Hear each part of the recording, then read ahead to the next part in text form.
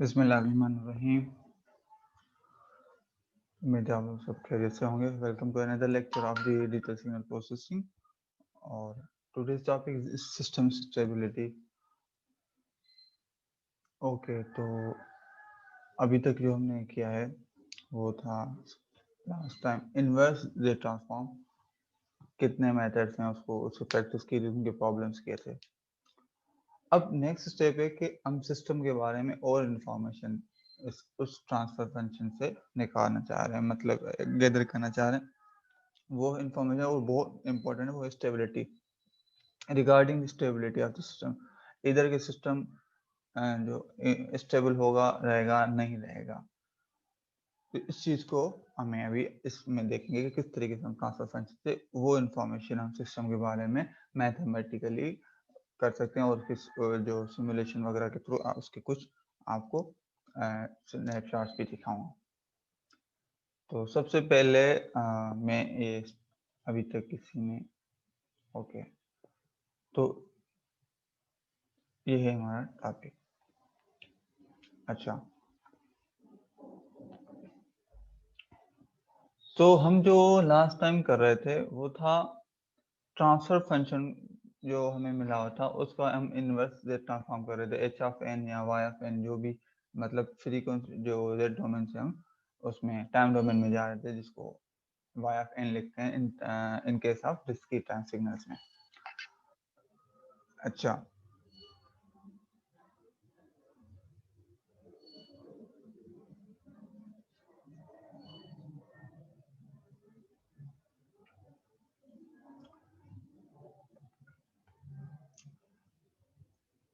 तो जब transfer function के हम जब बात कर रहे हैं उसमें एक दो टर्म्स हैं जो हैं zeros and poles of system, जिससे हमें सिस्टम की स्टेबिलिटी का लगाना है। तो zeros and poles of system can be determined easily from the system's transfer function. अब सवाल पॉइंट ये है यहाँ पर कि भाई ये इजीली मालूम किया जा सकता है, ठीक है। तो पहले पता तो चले कि जीरो पोल्स क्या हैं इनके, ये इसके क्यों इम्पोर्टेंट है। zeros and poles of a system can provide a great deal of information about the behavior of the system, ठीक है। जिस तरीके से मैं कह रहा था कि ट्रांसफर फंक्शन से हम जीरोस एंड पोल्स इजीली मालूम कर सकते हैं। भाई वो इतने इंपॉर्टेंट क्यों है? क्योंकि वो उनसे हमें सिस्टम के बिहेवियर के बारे में काफी इंफॉर्मेशन मिलती है, ठीक है। और सबसे इम्पोर्टेंट इंफॉर्मेशन में से सिस्टम की स्टेबिलिटी के हवाले से है, जिसका जो हमारा टॉपिक है, ठीक है। इन स्टैंडर्ड ट्रांसफॉर्म जो standard form, transfer function can be expressed as a rational function, consists of numerator polynomial divided by denominator polynomial। Simply एक रेशनल फंक्शन है जिसमें आपके पास एक न्यूमरेटर होता है, वो भी पॉलिनोमियल होता है, और डिनोमिनेटर होता है, वो भी पॉलिनोमियल होता है, ठीक है। ये है आपका ट्रांसफर फंक्शन का एक जनरल स्टैंडर्ड फॉर्म, ठीक। तो इसमें लिखा होगा। तो अब यहाँ पे जीरो पोल्स क्या होते हैं, मैं अगली स्लाइड में वो बताता हूँ, ठीक है। तो ये है आपके सामने, तो ये है आपके सामने एक रेशनल ट्रांसफर फंक्शन, एक जनरल फॉर्म है, मतलब, ठीक है, जिसको ये जो ऊपर वाला है न्यूमरेटर और नीचे वाला डिनोमिनेटर, ठीक। और ये जो है जनरल फॉर्म जो है अभी ये शो किया हुआ है, वो ये जेड की सारी powers in zeros minus negative form में, उसको पहले पॉजिटिव फॉर्म में करते हैं, तो ये कॉमन निकालते हैं तो वो ऑटोमेटिक पॉजिटिव फॉर्म में आ जाते हैं, ठीक है। Which has only positive exponent, ठीक है। अभी हम क्यों करते हैं? क्योंकि जो जीरोस एंड पोल्स होते हैं ना, जीरोस किसको कहते हैं अभी इसमें देखें, zeros are the roots of numerator polynomial, ठीक है। जो आपके ट्रांसफर फंक्शन में न्यूमरेटर है, उस न्यूमरेटर पॉलिनोमियल के जो रूट्स होंगे वो कहलाएंगे जीरोस, ठीक है। अगेन मैं रिपीट कर रहा हूँ, न्यूमरेटर के मतलब जो हमारे अपर साइड पे जो होते हैं वो हमारे होते हैं, उनके जो रूट्स होते हैं, मतलब जेड ट्रांसफॉर्म में पॉलिनोमियल जेड फॉर्म में लिखी हुई है, तो जेड की वो वैल्यू जिस पे वो इक्वेशन सेटिस्फाई होती है, जिस पे वो इक्वेशन पॉलिनॉमियल जो आपकी सेटिस्फाई होती है, रूट जिसको हम रूट्स कहते हैं, ठीक है, वो रूट्स जो है आपके जीरोस कहलाते हैं, किसके? न्यूमरेटर के। सिमिलरली जो डिनोमिनेटर में आपकी पॉलिनॉमियल है, उस डिनोमिनेटर पॉलिनॉमियल के जो रूट्स होंगे वो आपके पोल्स कहलाएंगे। और ये पोल्स जो है ना इम्पोर्टेंस ज्यादा है बनस्पत जीरोस के। जीरोस भी अपनी वर्थ रखते हैं, मगर पोल्स से हम ज्यादा करते हैं। वो क्यों होता है, अभी उसका जिक्र होगा, ठीक है। तो यहाँ तक ये बहुत सिंपल है चीजें, वो हमने पहले ही ट्रांसफर फंक्शन से इनवर्स वगैरह सारा कुछ करके आए, तो बस एक जनरल क्विक रिव्यू था एक हिसाब से। अच्छा, in general, numerator and denominator polynomials of a transfer function can always be factored, ठीक है। जिस तरीके से हम जब इनवर्स पार्शियल ट्रांसफॉर्म के थ्रू, पार्शियल फ्रैक्शन के थ्रू इनवर्स जेड ट्रांसफॉर्म कर रहे थे, उसमें भी हम तो डिनोमिनेटर को फैक्टर्स में कर रहे थे ना। उसके बाद फिर a1/b 1 मतलब a/, first factor, b/, second factor and so on करके हमने पार्शियल फ्रैक्शन किया था। तो इट मीन जो पॉलिनोमियल है उनके हमेशा फैक्टर फॉर्म में लिखा जा सकता है। तो जनरल फॉर्म में आपके पास अगर फैक्टर फॉर्म में लिखें तो ये आपके क्या हो गए, ये आपका ट्रांसफर फंक्शन की जो पॉलिनोमियल है उनको फैक्टर फॉर्म में लिख दिया। अगेन ये हैं फिर भी पॉलिनोमियल ही, ठीक है। तो इनके ये वैल्यूज है ना, जो न्यूमरेटर की उनको हम जीरोस कहते हैं, जिसको z से शो किया हुआ है, और जो यहाँ पर p है वो पोल्स को शो करें, और ये जितने भी आपके फैक्टर्स होंगे उतने पोल्स होंगे, ठीक है। पोल्स भी एक से ज्यादा हो सकते हैं, जीरोस भी एक से ज्यादा हो सकते हैं। अच्छा, तो ये सारा यहाँ पे एक ये टर्म नजर आ रहा है, इसको कहते हैं gain of the digital system. अगर ये transfer function of A filter है तो ये हम गेन ऑफ फिल्टर कहेंगे। तो मोस्टली जो डिजिटल फिल्टर से हमारा ज्यादा फोकस है, तो इस वजह से इसमें हम इसका फिल्टर्स का जिक्र है। अब आते हैं, ठीक है, ये जो अभी मैंने जिक्र किया वही चीज लिखी हुई है। अच्छा, ये पूरी स्लाइड ऐसी हैं, आप अगर खुद भी स्टडी करें मतलब तो इजीली समझ जाएंगे, कोई मुश्किल चीजें इसमें नहीं है, सारी चीजें एक्सप्लेन्ड है। अच्छा, poles are the values of z that makes the denominator of a transfer function 0, ठीक है। मतलब हमने क्या कहा था, न्यूमरेटर अपॉन डिनोमिनेटर। डिनोमिनेटर के जो रूट्स होते हैं वो क्या कहलाते हैं, डिनोमिनेटर के रूट्स कहलाते हैं पोल्स।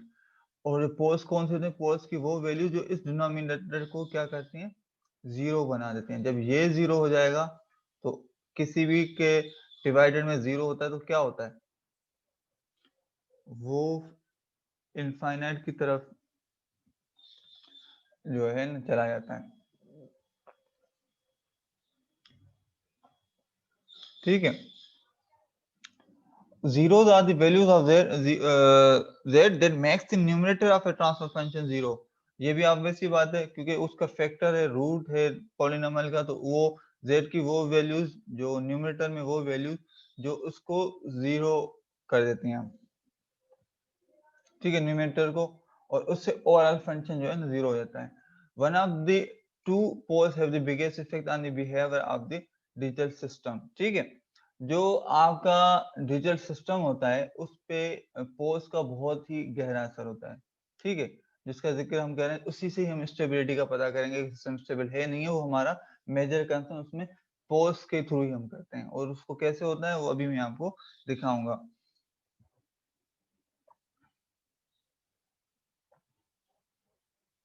ठीक है।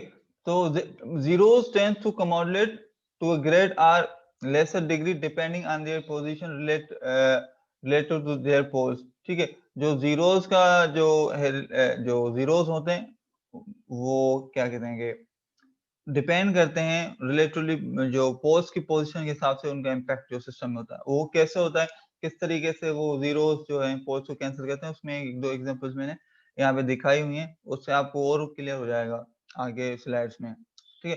Poles of a digital system, digital filter या system can be found if its transfer function is known. Obviously बात है, ट्रांसफर फंक्शन जो कि रेशनल फॉर्म में होता है, न्यूमरेटर अपॉन डिनोमिनेटर, हमें डिनोमिनेटर की इक्वेशन दी होगी तो उसके हम इजीली रूट्स निकालेंगे और वही हमारे पोल्स होते हैं। तो मतलब मेन चीज यहाँ पे हमारे पास ट्रांसफर फंक्शन होना चाहिए जिससे हम जो जीरो पोल्स और जीरोस और पोल्स निकालेंगे, ठीक है। और जो जीरो एंड पोल्स हैं वो are in general form are complex numbers.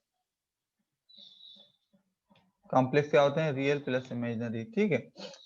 अब आते हैं उनके जो प्लॉटिंग के हवाले से। A very powerful tool for the digital system analysis and design is a complex plane called the Z plane, ठीक है। Z plane जो हमारा एक प्लेन है, जो Z वैल्यू है ना, इसका एक बनता है प्लेन, ठीक है। एक में रियल होता है, फिर ये इमेजिनरी होता है, और Z जो इसका मैग्नीट्यूड होता है ये यूनिट सर्किल कहलाता है, ये जो आप नजर आ रहे हैं ना, ठीक है। ये जो इसकी कॉम्प्लेक्सिटी के हिसाब से कॉम्प्लेक्स नंबर्स हैं ये, क्योंकि ये रियल है, ये इमेजिनरी है, क्योंकि z बता दे खुद वो कॉम्प्लेक्स है। और जो वैल्यूज आती हैं जीरोस और फोर, वो क्या होती हैं? एक्चुअल में z की वैल्यूज होती हैं। तो हम z तो कॉम्प्लेक्स है खुद, तो हम z प्लेन पे इस पे उनको प्लॉट करते हैं, ठीक है। अब वो प्लॉट कैसे करते हैं? जीरोस और पोल्स डिफरेंशिएट कैसे होते हैं? जहां पर पोल्स होते हैं वहां पे हम क्रॉस लगा देते हैं, तो वो इंडिकेट होता है। फॉर सपोज एक पोल आता है 0 0, सपोज करें, तो ये यहाँ पर होगा, तो 0 0 क्रॉस लगा देंगे, इट मीन यहाँ पर पोल है, ठीक। अगर कोई पोल आता है उसकी कोई ना कोई पोजीशन होगी, वो कहीं यहाँ पर होगा, कोई कहाँ पे होगा, मतलब वो वैल्यू के हिसाब से डिपेंड करता है कि कहाँ पर है।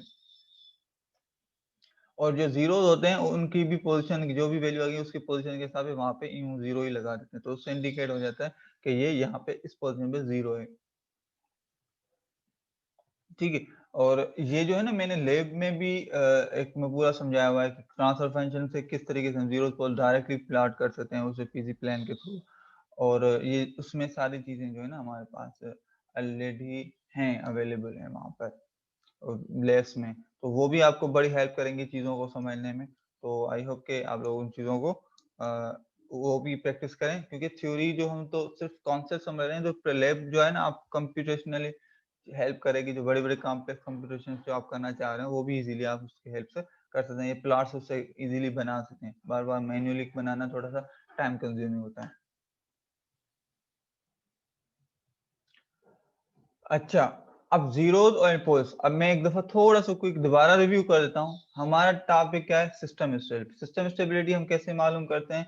From the transfer function. Transfer function क्या है? न्यूमरेटर अपॉन डिनोमिनेटर, जो कि दोनों पॉलिनोमियल्स हैं। तो जीरोस कौन सी चीजें? जो न्यूमरेटर के रूट्स होते हैं, न्यूमरेटर पे जो पॉलिनोमियल है उसके जो रूट्स होते हैं उसको हम जीरोस कहते हैं। जो डिनोमिनेटर में आपके रूट्स, जो पॉलिनोमियल है उसके जो रूट्स होते हैं उसको हम पोल्स कहते हैं। और फिर पोल्स, जीरोस और पोल्स क्या है? कॉम्प्लेक्स नंबर्स हैं, क्योंकि z कॉम्प्लेक्स है, जो हम पहले ही इसको पढ़ चुके हैं।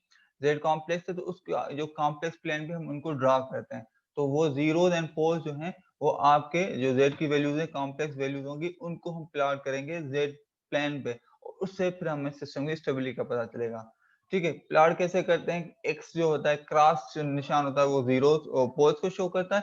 जो जीरो होता है, जो उसको हम ओ से या सर्किल से जो जीरो से ही शो करते हैं, ठीक है। तो आपके सामने एक सिंपल सा एग्जांपल दिया हुआ है, बहुत सिंपल है, इसके जीरोस एंड पोल्स निकाले हैं, ठीक है। तो सबसे पहला आपका ये देखें, इसको मैं कॉपी पे सॉल्व मेरे ख्याल में करने की जरूरत नहीं, इजीली आपको समझ में आ रहा है। यहाँ पे जेड है ही नहीं कोई, तो इट मीन यहाँ पे z की जो आपका न्यूमरेटर है इसमें की जो पॉलिनोमियल इसमें है ही नहीं कोई तो यहाँ पर आपका जो जीरो होगा वो बताते खुद ही जीरो होगा, मतलब z is equal to zero हो गया। यहाँ पर आप नोट करें तो आपके पास इसको पहले ना कॉमन निकालेंगे z इनवर्स, तो ये बन जाएगा z प्लस 0.4, क्योंकि जो हमारा जो मैंने आपको इक्वेशन जनरल में दिखाया था, इसको हमें जो निगेटिव जो पावर्स को पॉजिटिव पावर्स में करना है, तो हम कॉमन लेंगे तो ऑटोमेटिकली उसमें कॉमन हो जाएंगे। तो ये क्या बचा? z प्लस 0.4, ठीक है। तो z प्लस 0.4 को इक्वल टू जीरो करेंगे तो क्या आंसर आएगा? क्योंकि ये फैक्टर इक्वल टू जीरो करेंगे तो आंसर आएगा z is equal to minus 0.4। तो ये हमारा क्या कहलाएगा?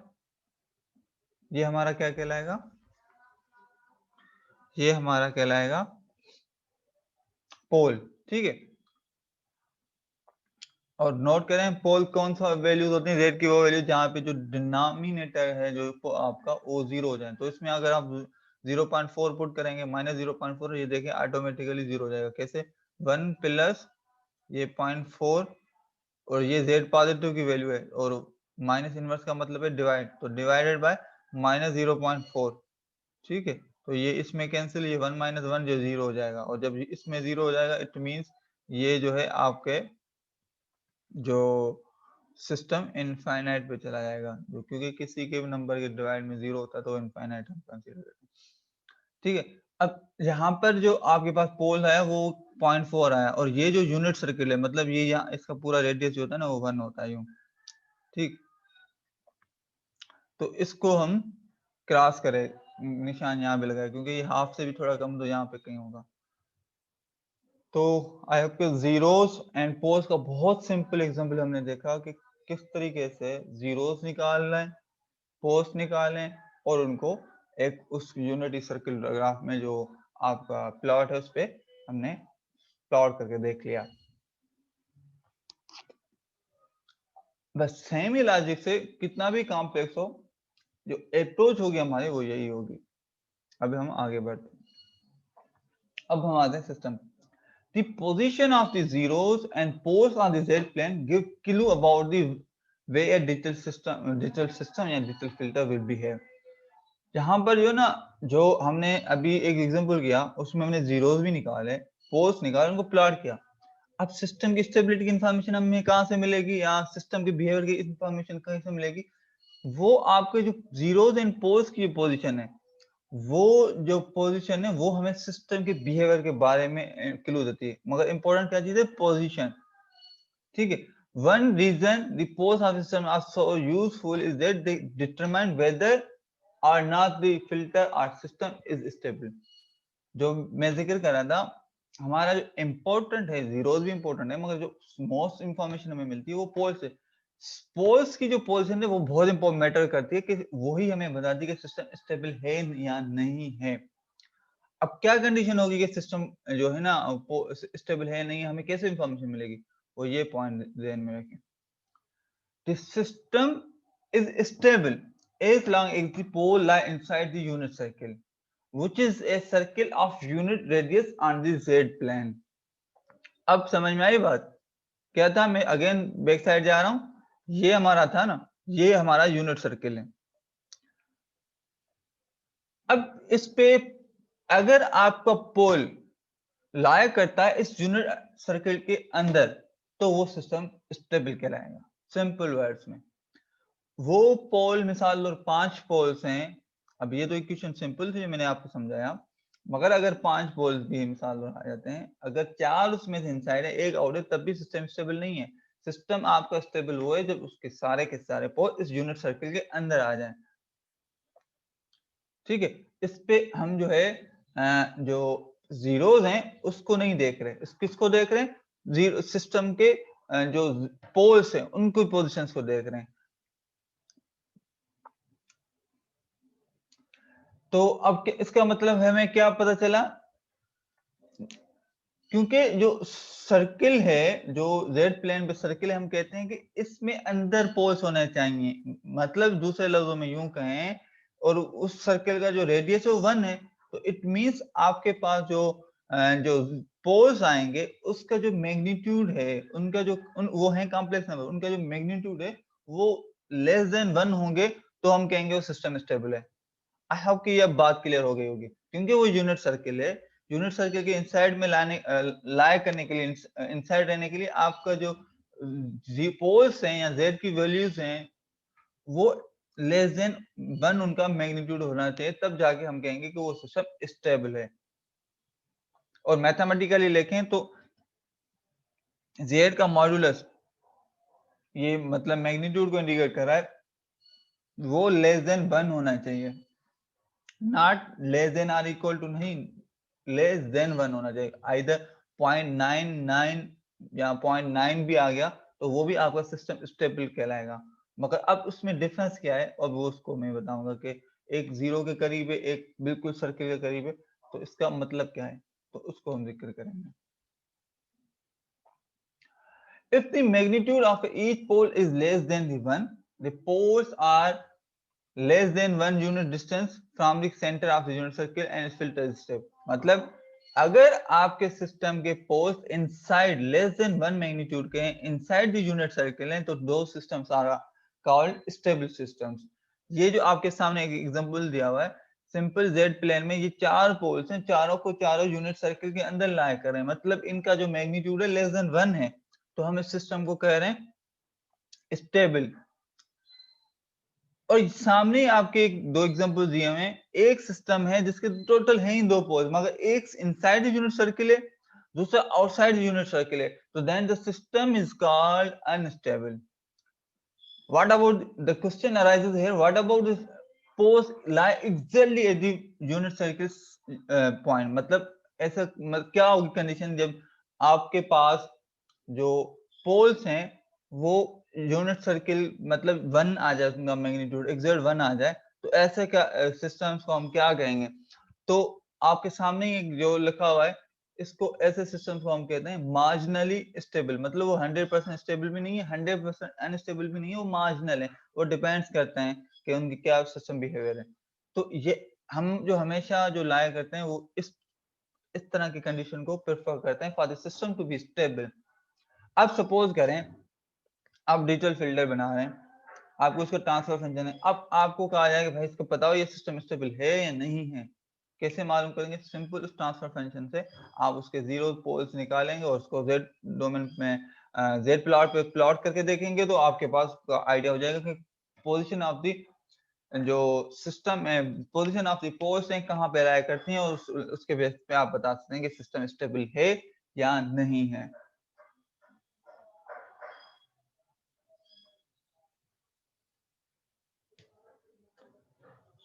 ओके, तो अभी तक जो हमने जो डिस्कस किया उसी से रिलेटेड जो है आपको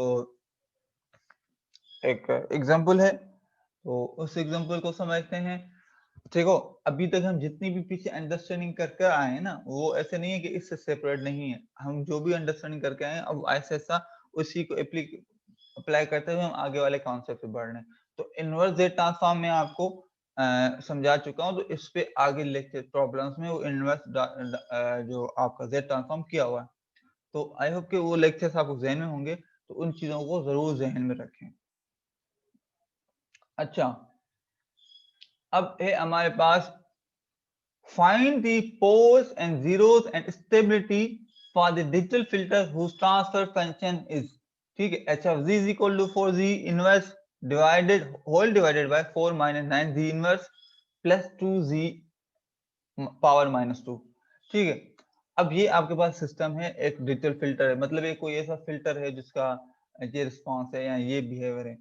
अब बताएं इसके पोल्स एंड जीरोस क्या है, और क्या ये फिल्टर या ये डिजिटल सिस्टम स्टेबल है. That's what you have to find. How you will find? We will find by using the methods that we have discussed learned in previous slides. So let's move to that. First of all, we will do what we will do. First, we convert the negative power exponents to the positive power. How? We will just take the highest negative power as a common. Then you will able to find the positive form. Okay, so what happens? We have taken here as z power -2 as a common. What will happen? Here comes 4z power square. Here will come z, simply positive z, and here z minus power 2 z power -2 is already taken as a common, then only 2 will remain. So that's what already have been done here.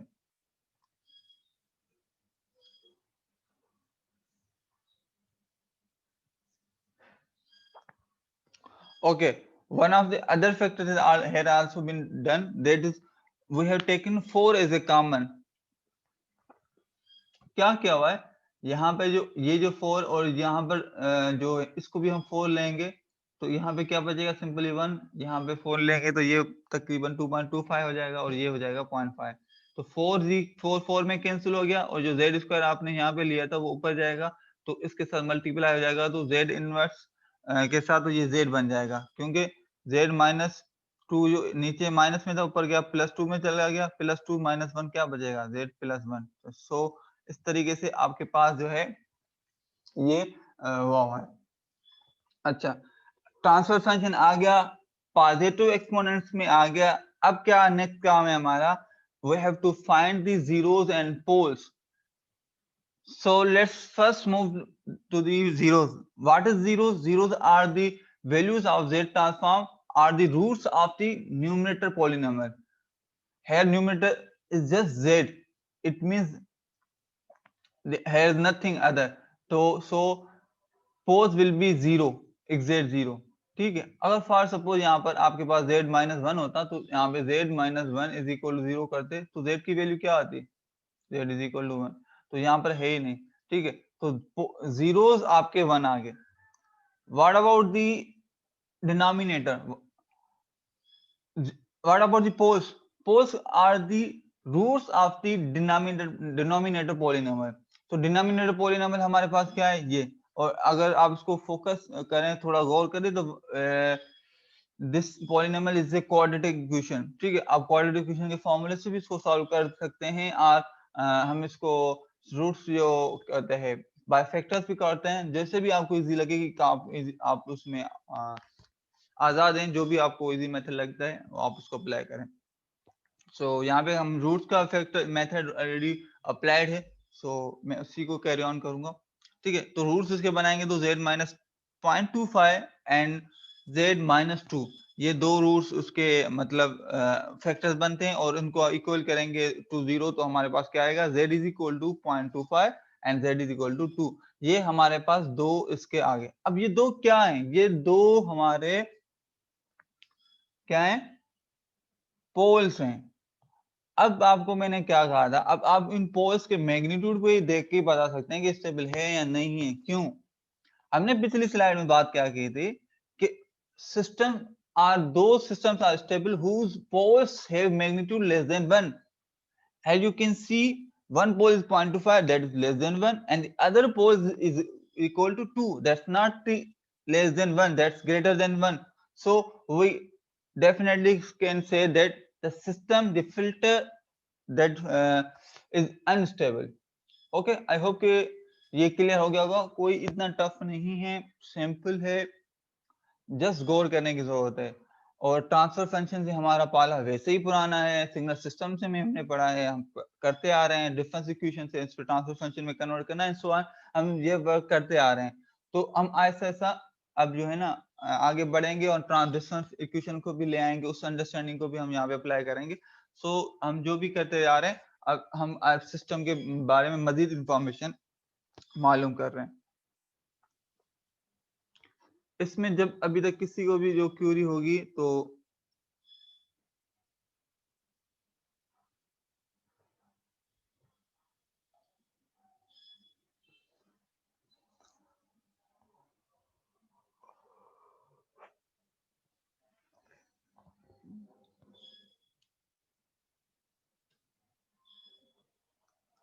okay, here's another example of the system stability related problem. So हम यहाँ पर क्या कर रहे हैं, हमारे पास एक और प्रॉब्लम है इसमें आपको ये कहा गया कि बताओ कि भाई ये सिस्टम स्टेबल है या नहीं है। लो एग्जाम्स में भी अगर आपको दिया जाएगा तो समहाउ ऐसे ही कुछ एग्जांपल्स होंगे, हो सकता है उनके मैग्नीट्यूड या थोड़ी वैल्यू माइनर से चेंज हो, otherwise exact same pattern use होगा। ठीक है, तो अब इसमें कैसे मालूम करेंगे, अब मेरे ख्याल में कोई कंफ्यूजन नहीं होगी। अब ये प्रॉब्लम जो है अगेन डायरेक्ट किया हुआ है, मगर अंडरस्टैंडिंग वही है। पहले नेगेटिव एक्सपोनेंट्स को किस में करेंगे convert, in the positive exponents में। ठीक है, जब पॉजिटिव एक्सपोनेंट्स में कन्वर्ट हो जाएंगे तो पॉलिनोमियल के जो आपके डिनोमिनेटर की पॉलिनोमियल है, क्योंकि हम पोल्स कहाँ पे लाया करते हैं, डिनोमिनेटर में। ट्रांसफर फंक्शन की जो डिनोमिनेटर की पोल है उसमें लाया करते हैं, तो इसको हम निकालेंगे इसके रूट्स निकालेंगे, ठीक है। रूट्स के डिफरेंट मेथड, ज्यादातर फर्स्ट या सेकंड ऑर्डर, थर्ड ऑर्डर आता है तो उस हिसाब से उसके रूट्स 3 रूट्स होंगे, मगर मोस्टली इसको ये होता है, सिस्टम बेस्ड डिपेंड करता है कि कैसा सिस्टम है। अच्छा, इसके डायरेक्टली सॉल्व किया है, ठीक है। इसमें इजीली आप भी कर सकते हैं with the help of MATLAB और with the help of calculator. आप इसको वैल्यूज पुट करेंगे तो आपको इजीली ये वैल्यूज आ जाएंगी, ठीक है। मेन अब कंसर्न क्या है, हमें इनको प्लॉट करना है, ठीक। अब इनका मैग्नीट्यूड निकालेंगे। मैग्नीट्यूड का हमेशा कैसे तरीका होता है, जब कॉम्प्लेक्स नंबर हो तो magnitude is the square root of the square of real and plus imaginary जो वैल्यू है। तो इमेजिनरी ये इसका स्क्वायर और इनका अंडर रूट होल करेंगे तो हमारे पास आ जाएगा। क्योंकि ये प्लस माइनस में आएगा तो प्लस माइनस में हम कहेंगे 2 आएंगे, एक प्लस में एक माइनस में, तो ये 2 रूट्स देख रहे हैं। Again 0.9487, it is still less than the 1, then we can definitely say that the system is stable, ठीक है। और हालांकि बहुत ही वैल्यू मतलब 1 के करीब ही है, मगर सिस्टम को हम कहेंगे स्टेबल है। अगर ये वैल्यू 1 आ जाती तो हम सिस्टम को कहेंगे कि ये सिस्टम जो है मार्जिनल स्टेबल है, मतलब 100% स्टेबल नहीं है, ठीक। तो आई होप कि ये चीज़ें क्लियर हो गई होंगी। इसमें ऐसा मेरे हिसाब से कोई कॉम्प्लेक्सिटी नहीं है जो आप लोगों को कोई मुश्किल लगे। इंशाल्लाह आप लोग इजीली इसको सॉल्व कर लेंगे। माइनस इसमें मिसाल सी एग्जाम्पल मैं चेंज करूं, यहाँ पे लिखूं कि भाई देखो ये चेंज करूं तो उसमें क्या आएगा, ये चेंज करूं क्या इम्पेक्ट आएगा, ठीक है। तो ये जो है आपको मालूम करना होगा। अच्छा, अब मजीद हमने एक और एग्जांपल्स को जो मिसाल कर रहा हूँ, उससे आइडिया हो कि ये स्टेबल है या नहीं है। सो क्या है, simple, determine the stability of the following system. तो क्या करना है, क्या स्टेप होंगे। पहला step, eliminating the all negative components, मतलब जो हाईएस्ट जो z के नेगेटिव एक्सपोनेंट्स हैं उनको पॉजिटिव में कन्वर्ट करना है with the help of the taking highest negative component as a common, then you will able to find the positive exponent, ठीक है, इक्वेशन या transfer function. later then we will move directly to the denominator polynomial, जो कि यहाँ पर z square plus 1.2z plus 0.45z 0.45z नहीं है sorry.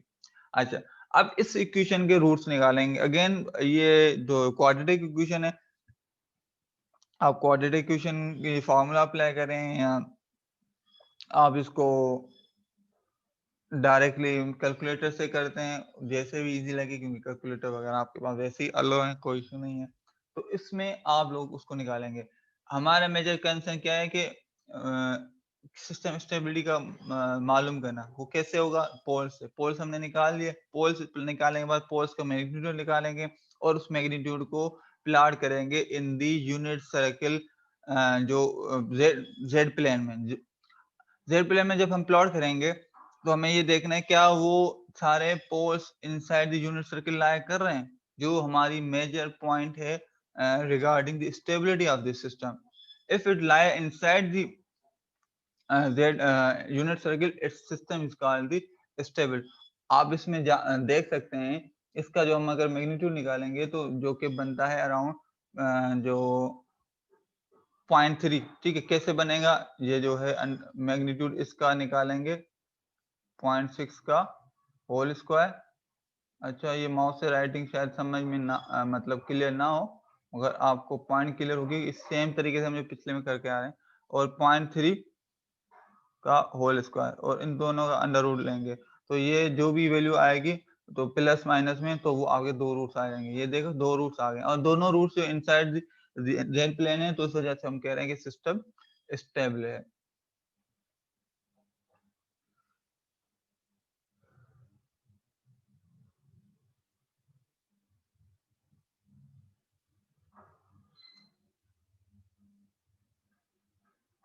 Okay, सो अब हम आगे बढ़ेंगे एक और एग्जांपल। अच्छा, ये एग्जांपल जो है थोड़ा सा जो पहले जो एग्जांपल दिए हुए ऐसा डायरेक्ट नहीं दिया हुआ, इसको पहले इस के बारे में मालूम करने के लिए हमें थोड़ी सी एफर्ट करनी पड़ेगी। और क्या एफर्ट है उसको समझ लें।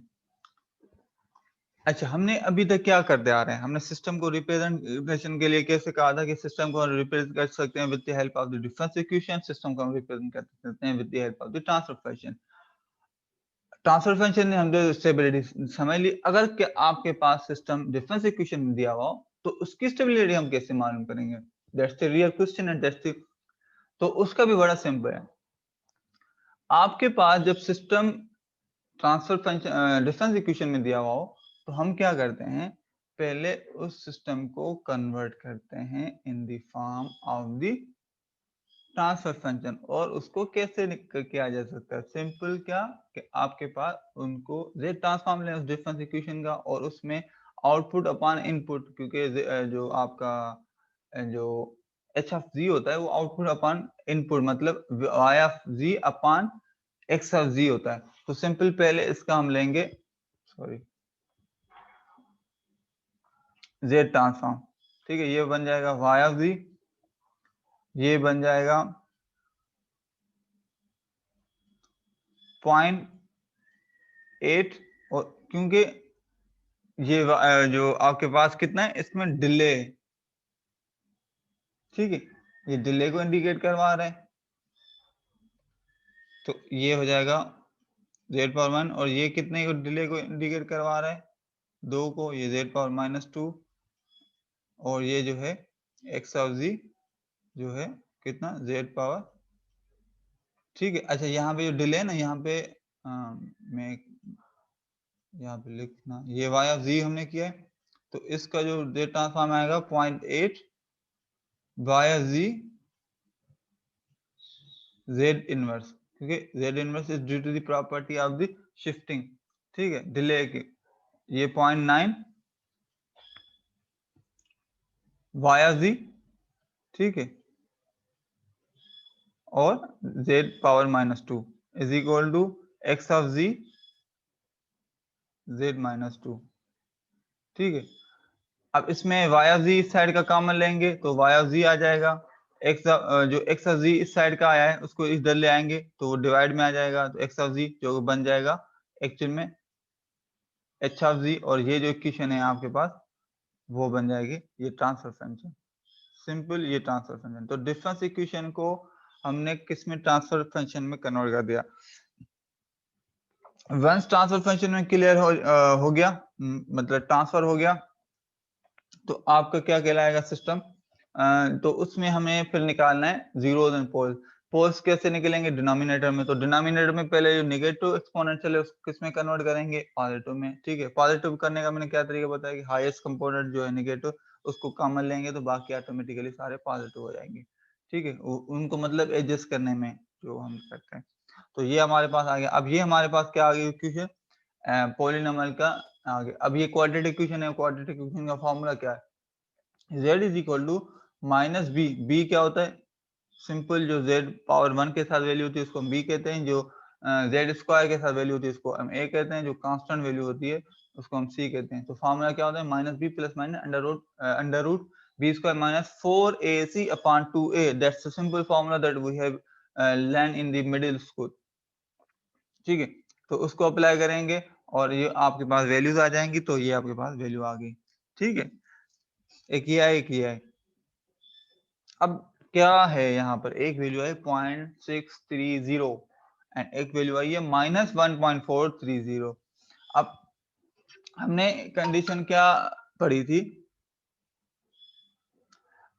हमने कंडीशन पढ़ी थी कि सिस्टम जो इनसाइड द यूनिट सर्किल, मतलब जिसका मैग्नीट्यूड लेस देन 1 हो, क्या यहाँ पर ऐसा है, लेस देन 1 का मतलब माइनस में नहीं, क्योंकि हम मॉड ले रहे थे, मॉड में नेगेटिव वैल्यू भी क्या हो जाती है, पॉजिटिव। अगर इसको हम मॉड लेंगे तो ये क्या बन जाएगा, +1.43, +1.3 क्या होता है, +1.43 भी ग्रेटर देन 1 है, तो इट मींस हम कहेंगे ये सिस्टम अनस्टेबल है, and that's what is written here.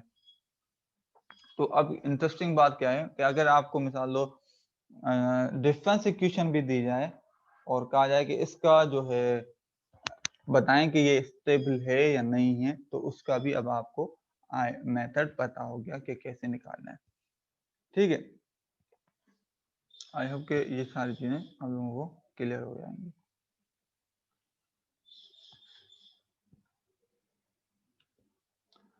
अच्छा, अब सिस्टम स्टेबिलिटी का टॉपिक जो है मतलब उसकी जो बेसिक्स हैं हमने समझ ली, स्टेबल कैसे होता है नहीं, उसके ट्रांसफर फंक्शन से करके देखा, फिर उससे हमने डिफरेंस इक्वेशन से करके देखा, और उसके एग्जांपल्स हमने 4-5 एग्जांपल्स भी कर किए हैं यहाँ पर। तो उम्मीद है कि सबको ये क्लियर हो गया होगा। बहुत सिंपल डिटेल एक्सप्लेन किया है।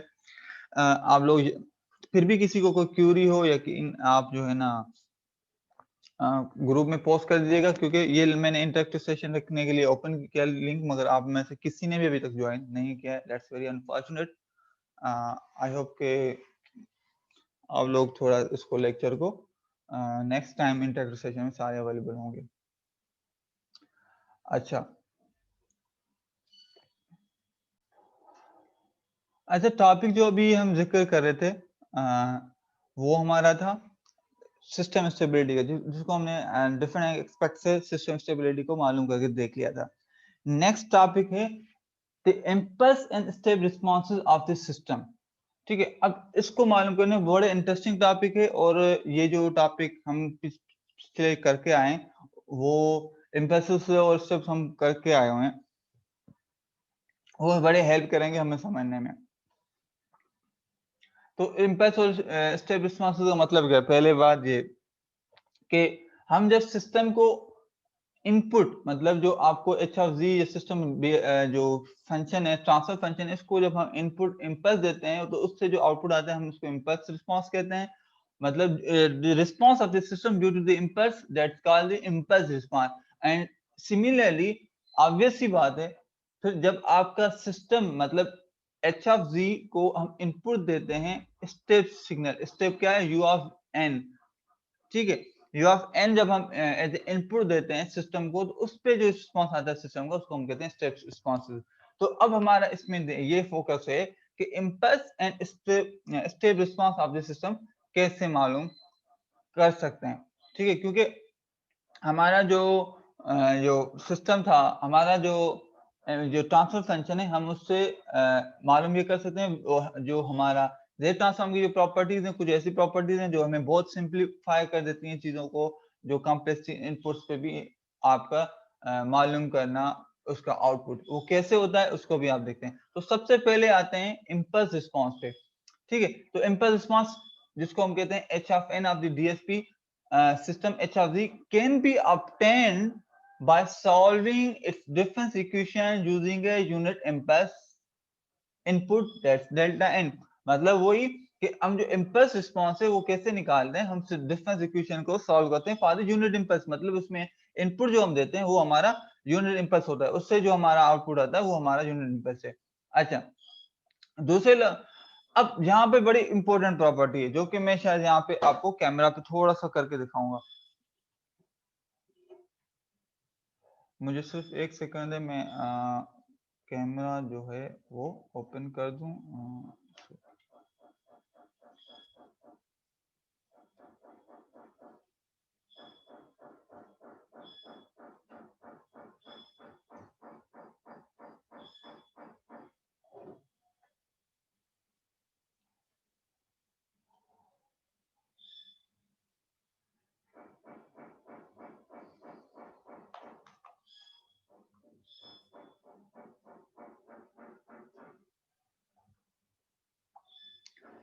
यकीनन ये सबको क्लियर नजर आ रहा होगा। और ठीक है, अब इसमें क्या है कि हम किसी भी जो पॉइंट मेरे यहाँ पे जिसको मैं डिस्कस करना चाह रहा हूँ वो ये है कि हमने क्या पढ़ा था कि किसी भी मिसाल लो सिस्टम क्या होता है। ठीक है, ये इनपुट दिया और ये हमारा एच ऑफ एन था और यहाँ पे हमें वाई ऑफ एन मिलता था। मतलब सिस्टम को मैंने इनपुट दिया, आउटपुट आया, और ये आउटपुट हम कैसे निकाल रहे थे?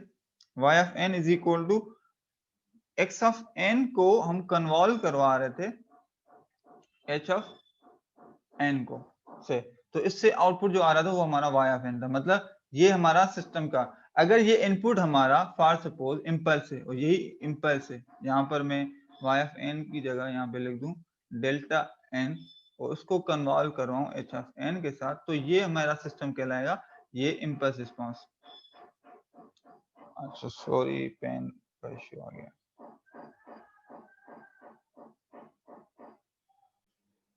ओके, तो अगर इसको हम, ये जो था इसको हम इम्पल्स इनपुट देते हैं तो ये इम्पल्स रिस्पॉन्स कहलाएगा, ठीक है, जो कि h ऑफ n से ही हम शो करते हैं, जो h ऑफ n का जो रिस्पॉन्स होता है, जो सिस्टम रिस्पॉन्स होता है, ठीक है। अब ये है, अब यहाँ पे एग्जैक्ट हमारे ना, आप लोगों ने सॉल्व किए हुए हैं, क्योंकि कितना कॉम्प्लेक्स हो जाता है आपका सॉल्व करना फॉर दी कन्वोल्यूशन, कितना कॉम्प्लेक्स होता है, आप लोगों को इस चीज की अंडरस्टैंडिंग हो चुकी है, क्योंकि हमने अभी कर आए हैं।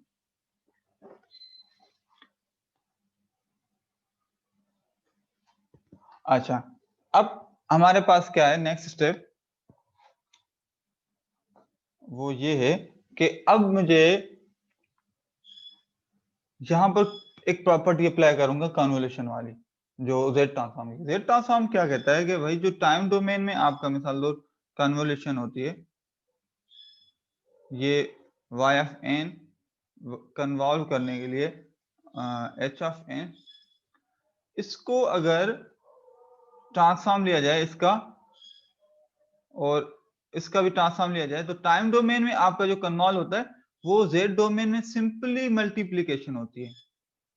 ये प्रॉपर्टी ऑफ कन्वोल्यूशन जो है ये बहुत ही बेहतरीन प्रॉपर्टी और हमें हेल्प करती है। इट मींस मैं अगर फॉर सपोज आपको एक सिस्टम का h ऑफ n पता है और आपको मैं इनपुट दे दूं, आप मुझे पता करके बताएंगे इसका क्या आउटपुट होगा, आप पहले उनको ट्रांसफर करें with the help of Z transform tables उस पे जेड डोमेन में, और उस जेड डोमेन में फिर सिर्फ मल्टीप्लाई कराएंगे और इन्वर्स कर देंगे, तो ऑटोमेटिकली वो आपका उसमें कन्वर्ट हो जाएगा। और सेम लॉजिक यहाँ पर हम सिस्टम के इम्पल्स एंड सिस्टम के जो स्टेप रिस्पॉन्सेज मालूम करने के लिए लगाए। हम क्या करेंगे, हमारे पास मतलब हमें पता है कि y ऑफ z किसके बराबर होता है, h ऑफ z और h of z, sorry y of z is equal to h of z, x of z, x क्या इंडिकेट करता है यहाँ पे इनपुट, ये इनपुट, ये सिस्टम का रिस्पांस, और ये सिस्टम मतलब जो सिस्टम को डिस्क्राइब करता है, और ये आउटपुट।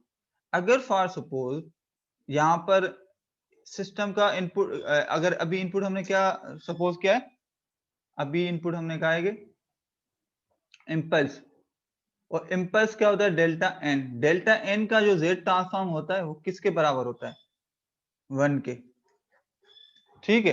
तो इस चीज को हम यहाँ पे देखेंगे तो y of z is equal to h of z, sorry, जब इनपुट आपका इम्पल्स हो तो जेड ट्रांसफॉर्म कितना आ रहा है 1, तो ये हो गया 1, तो ये तो simply h of z। It means जब आपके पास इम्पल्स रिस्पांस निकालना, सिस्टम का जो आपको ट्रांसफर फंक्शन दिया हुआ है उसका सिर्फ 1 मल्टीप्लाई करेंगे तो सेम ही आएगा, उसका हम जो इनवर्स निकालेंगे तो वो, सॉरी, ये इनवर्स निकालेंगे, ये y of z is equal to h of z, input क्या था इम्पल्स, इम्पल्स का जेड ट्रांसफॉर्म क्या है 1, 1 मल्टीप्लाई करवाया तो ये आ गया, तो मेरा output is equal to system, मतलब आपका जो h ऑफ z है वही आपका सिस्टम का इम्पल्स रिस्पांस है। हम और यही कहते आ रहे हैं, करते भी आ रहे हैं, ठीक है। तो हम क्या करेंगे यहाँ पे, सिंपली अगर आपको कहूं कि मुझे निकाल के दे सिस्टम का एक ट्रांसफर फंक्शन लूं, उसको कहूंगे इसका टाइम डोमेन में मुझे इम्पल्स रिस्पांस निकाल के दे, तो सिंपल कुछ भी नहीं करना, क्योंकि आपको पता है कि जेड डोमेन में सिर्फ जो ट्रांसफर फंक्शन होता है आपका, उसका जो जो जेड डोमेन होता है वो उसका इन्वर्स करूंगा, वो सिंपल वैसे ही इम्पल्स रिस्पांस है, ठीक है। तो यही प्रैक्टिस हम करेंगे, और सेम लॉजिक जो है हम उस पर भी लगाएंगे इम्पल्स पे। वो कैसे कि इम्पल्स का जो इम्पल्स क्या होता है u ऑफ n, और इसका जेड ट्रांसफॉर्म क्या होता है, u ऑफ n का जेड ट्रांसफॉर्म अगर है तो वो z over 1 minus z या z minus 1, let me confirm, I hope कि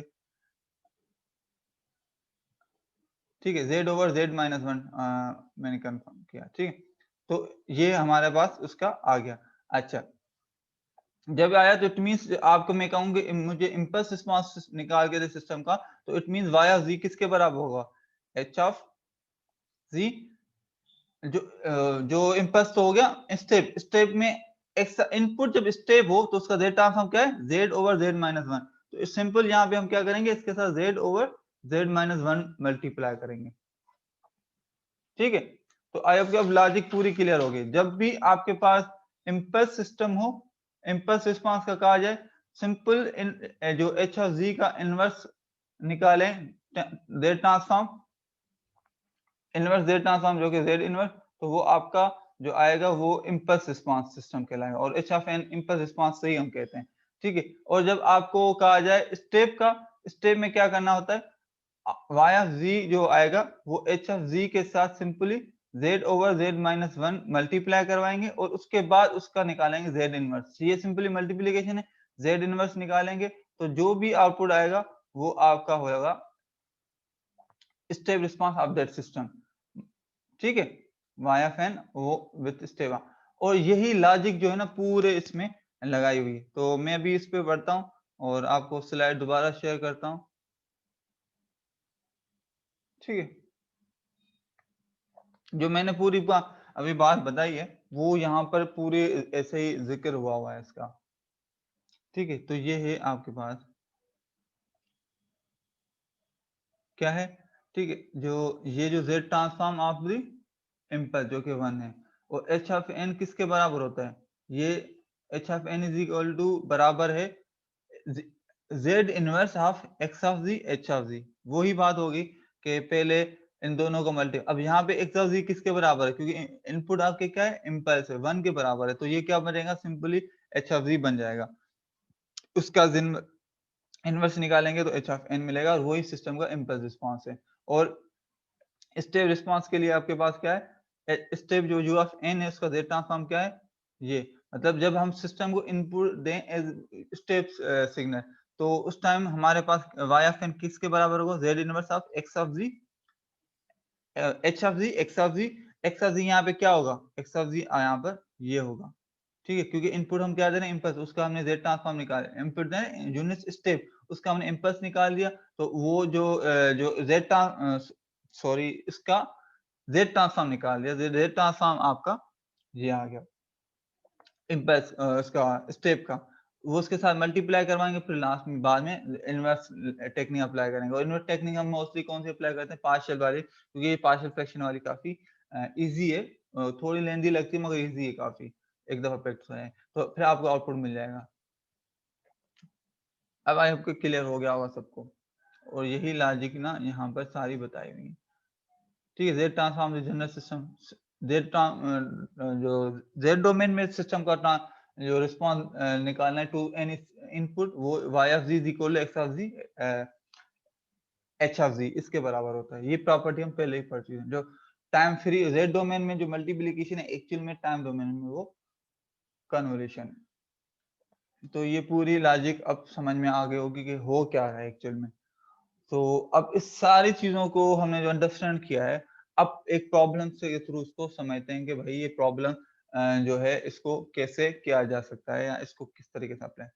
अब आपके पास एक प्रॉब्लम दिया हुआ है, the transfer function of a digital system is equal to h of z equal to 2 over 1 minus 0.4 z inverse, determine the difference equation of the system।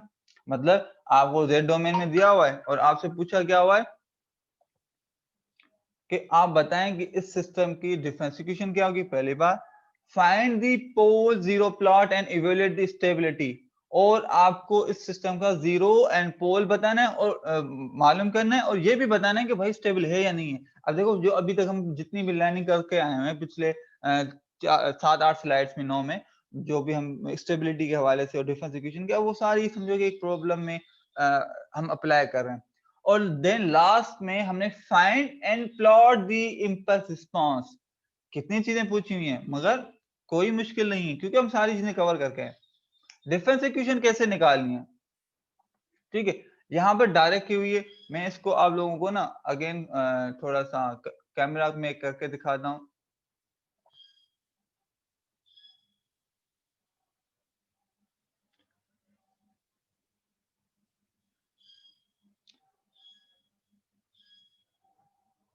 पहले मुझे problem लिखने दें। प्रॉब्लम क्या है हमारा,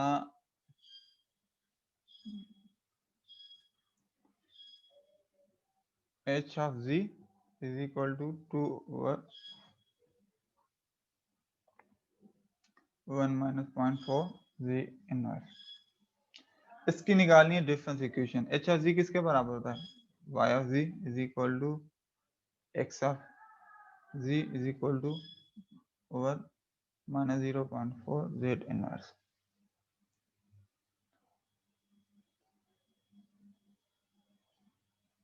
अच्छा हाँ नजर आ रहा है, ठीक है।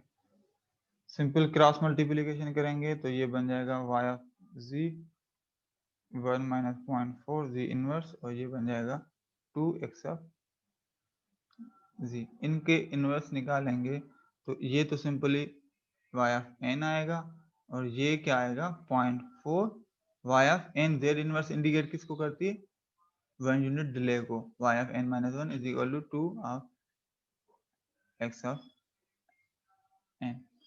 सिंपली हमने ये किया, और ये हम पहले भी इस तरह के प्रॉब्लम करके आए, और सेम यही स्लाइड में आपके पास लिखा हुआ है। और ठीक है, ये मैंने आपको करके दिखा दिया।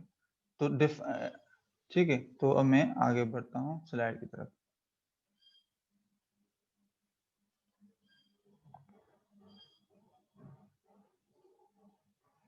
ओके, तो ये आपके सामने जो मैंने आपको करके दिखाया था वो यहाँ पर आ गया।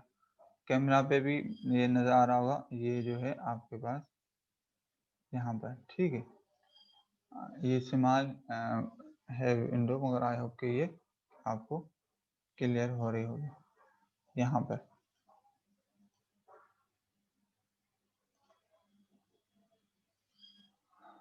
ओके, अब इसी का हमें निकालना है जीरो पोल। सिंपल है, जीरो पोल्स का मेथड क्या है कि आपको पहले जो है नेगेटिव जो एक्सपोनेंट्स है उनको पॉजिटिव में कन्वर्ट करना है, और उसका वही है कि हाईएस्ट एलिमेंट को कॉमन लेंगे, आपका कन्वर्ट हो जाएगा। तो इसका करेंगे तो ये बहुत सिंपल है, इजीली आपको कन्वर्ट हो जाएगा, ठीक है, कोई मुश्किल नहीं है। उसके बाद जब ये आ जाएगा तो जीरोस निकालने, जीरो सिंपल नजर आ रहा है, जेड में जो है ना वो z is equal to zero है, वो उसका जीरोस है। और सिमिलरली पोल क्या है, pole is equal to z is equal to 0.4 है, ठीक है। अब इसका जो 0.4 हमने निकाला, तो मतलब 0.4 आया है, तो इसको हमें प्लॉट करना है। तो जेड डोमेन में इसको, जेड प्लॉट में इसको प्लॉट करेंगे तो ये यहाँ पर कहीं आएगा, क्योंकि यूनिटी सर्कल है।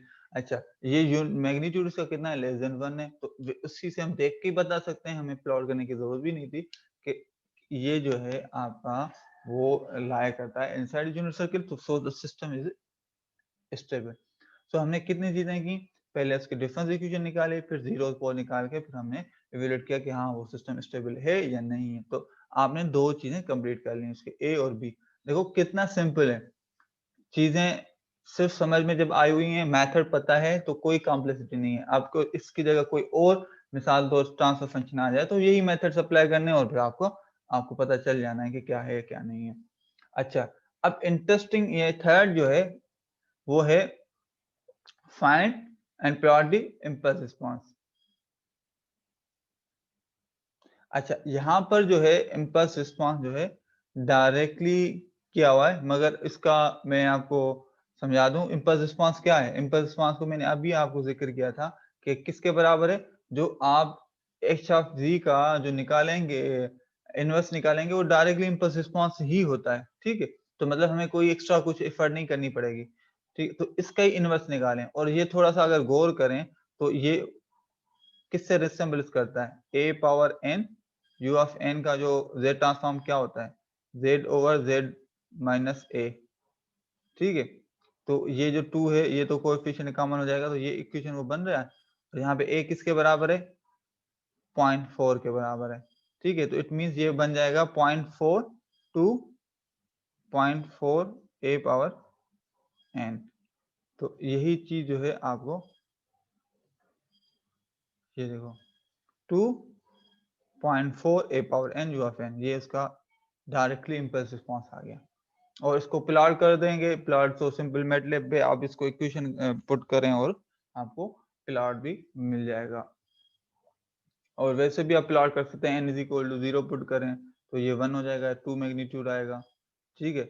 n इज इक्वल टू, ये देखो 2 आ गया, n is equal to 1 put करेंगे तो 0.4 आएगा, 0.4 से 2 से मल्टीप्लाई करवाएंगे तो ये 0.8 आएगा वैल्यू, तो देखो यहाँ पे आ गया एंड सो ऑन, ठीक है। तो जैसे भी आपको इजी लगे फिर आप उसको प्लॉट कर सकते हैं। अच्छा, अब एक स्टेप थोड़ा और आगे बढ़ते हैं। अब हमने सिर्फ डिफरेंस इक्वेशन निकाली थी और हमने स्टेबिलिटी मालूम की थी। अब अगले में हम क्या करते हैं कि हम कहते हैं कि पहले भाई ये सिस्टम है, इसका इम्पल्स भी निकालो, इसका स्टेप रिस्पॉन्स भी निकालो, और इसी सिस्टम को एक और इनपुट, मतलब जो इम्पल्स भी नहीं है, स्टेप भी नहीं है, कोई और आर्बिट्ररी कोई भी इनपुट हो, उस पे भी इसका रिस्पॉन्स निकालो। अब इम्पल्स का भी आपको पता है, स्टेप का भी आपको पता है, आर्बिट्ररी पे कैसे निकालेंगे? तो डोंट वरी, बहुत सिंपल है, इसको मैं आपको अभी भी समझा देता हूँ। तो सबसे पहले आते हैं इम्पल्स। इम्पल्स क्या है? आउटपुट y ऑफ z किसके बराबर होता है? Equation x of z h of z, ठीक है।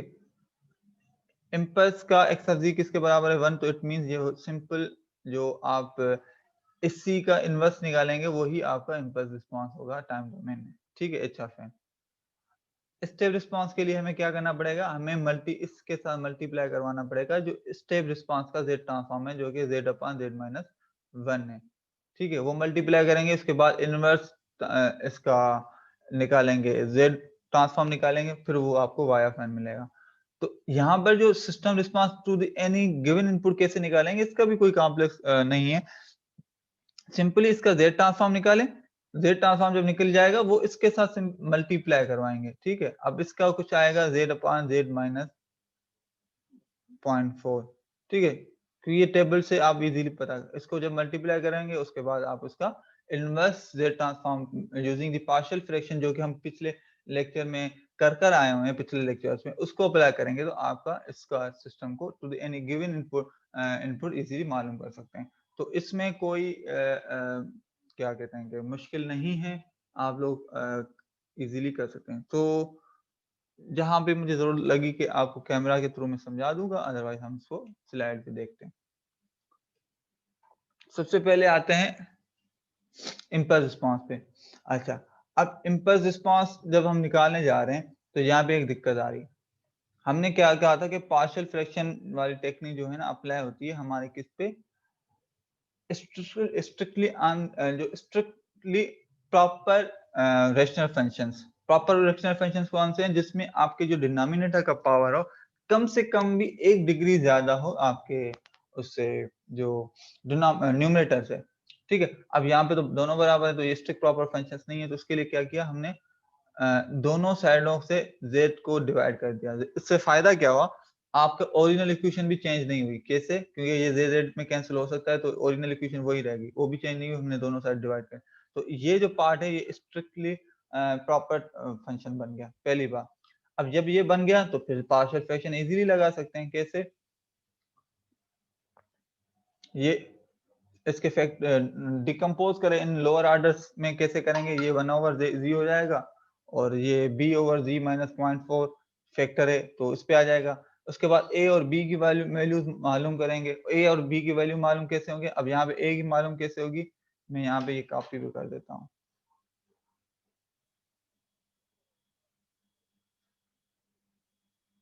ठीक है। मैं इसको कैमरा,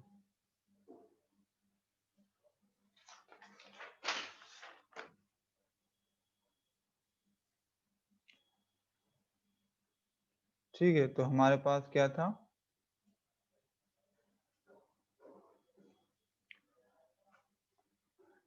h ऑफ z को बराबर था हमारा z+1/z-1/5।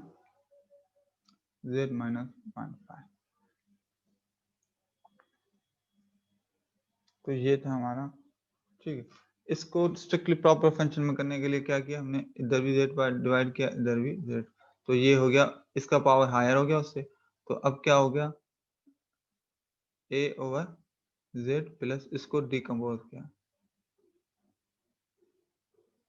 ठीक है, ये भी है। अब a की वैल्यू किसके बराबर होगी, जब z is equal to 0 put करेंगे, ठीक है, z और x of z h of z upon z, ठीक है, क्योंकि z सेम मल्टीप्लाई होगा जो जिसका ये इक्वेशन है, तो यहाँ पर हमारे पास जो z और ये पूरी किसके, ये किसके बराबर है ये, तो ये हो गया z plus 1 upon z minus 0.5, z में कैंसिल, z की वैल्यू 0 पुट करें तो ये कितना बन जाएगा 1 ओवर माइनस 0.5, ठीक है, ये 0 पुट करेंगे 1, ये हो गया, ठीक है। अभी इसका जो आंसर आएगा क्या आएगा, a इज इक्वल टू -2, ठीक है, 1/2। सिमिलरली b का जो आएगा, b को कैसे हम करेंगे, एक कैमरा पे चेक करना है, अच्छा, तो b is equal to, b के क्या है factor, z is equal to value put करेंगे 0.5, उस time z minus 0.5 x of h of z को z, ठीक है, तो z minus 0.5 is equal to z plus 1 upon z minus 0.5, तो ये इसमें कैंसिल बचा क्या, b is equal to z, जब b इज इक्वल टू, जब z की वैल्यू जो है आपके 0.5 हो तो b की वैल्यू क्या बनेगी, ये हो जाएगा 0.5 प्लस 1, क्योंकि z की वैल्यू ये, अच्छा, और यहाँ पे 0.5, तो सम हो ये बन जाएगा 1.5 अपॉन 0.5, ये मेरे ख्याल में 3 बन जाएगा। लेट मी वेरीफाई, जो,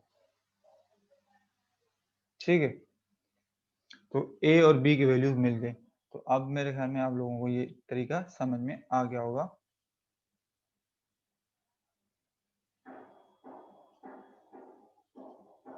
ठीक है।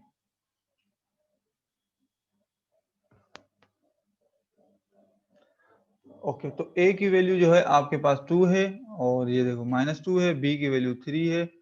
अब क्या किया है हमने, सिंपल ये a और की वैल्यू पुट की यहाँ पर, और z जो यहाँ पे था वो यहाँ पे वापस आ गया, तो z में कैंसिल, ये सिर्फ -2 बचेगा यहाँ पे, और ये 3z के साथ यहाँ पे z मल्टीप्लाई हो जाएगा, 3z हो जाएगा, तो ये आपके पास आ गया। अब इसका सिंपल इनवर्स निकालना है, तो ये क्या, इसका ये क्या आएगा, डेल्टा आएगा, तो -2 डेल्टा n बन गया ये, और ये किससे रिसेंबल करता है, ये 3 निकालें तो ये क्या बनता है, a पावर n वाले फार्मूले के तहत ये 3.5 0.5 whole power n u of n, तो ये आपके पास क्या आ गया, इम्पल्स, जो आपके पास रिस्पांस आ गया ऑफ दिस सिस्टम। अब देखो इसमें हमने अप्लाई क्या किया था, हमने कन्वोल्यूशन प्रॉपर्टी अप्लाई हुई है, और मतलब जो इम्पल्स रिस्पांस निकालने के लिए कन्वोल्यूशन प्रॉपर्टी की मदद से हमने फिर पार्शियल फ्रैक्शन अप्लाई किया। हम देखो इंडिविजुअली चीजें पहले ही हमारी कवर हुई हुई हैं चीजें, तो ये देखो ऐसे सब हमें हेल्प करेंगे सिस्टम को और भी सॉल्व करने के लिए, और उसके बारे में इंफॉर्मेशन मजीद गैदर करने के लिए। अब दूसरा स्टेप है इसी प्रॉब्लम का, वो है कि भाई ये बताओ कि स्टेप रिस्पांस क्या होगा, तो स्टेप रिस्पांस निकालने के लिए क्या है हमारे पास, y of z is equal to x of z और h of z, x of z h of z जो है मल्टीप्लाई करते हैं तो इससे हमारे y of z मिलता है, तो x of z तो हमें दिया हुआ है, मिला हुआ है, और जब यूनिट इम्पल्स का निकालते हैं z ट्रांसफॉर्म तो बनता है z ओवर z माइनस 1, तो दोनों को मल्टीप्लाई करेंगे तो हमें y of z मिल जाएगा।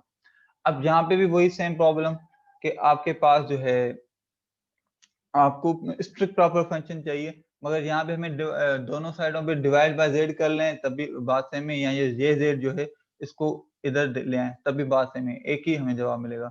इससे क्या होगा, ये हो गया स्ट्रिक्ट प्रॉपर फंक्शन, मतलब न्यूमरेटर जो है आपका 1 डिग्री लेस से देन द डिनोमिनेटर, मतलब डिनोमिनेटर का पावर जो है ना z करेंगे स्क्वायर आएगा, ये इसका पावर जो है वो है 1 है, तो मतलब ये स्ट्रिक्ट प्रॉपर्टी फंक्शन हो गया। अब जब ये हो गया तो अगेन वही डिकम्पोज करेंगे तो ये बन जाएगा a ओवर z माइनस 0.5 और b ओवर z माइनस 1, ये दोनों हमने कर लिए।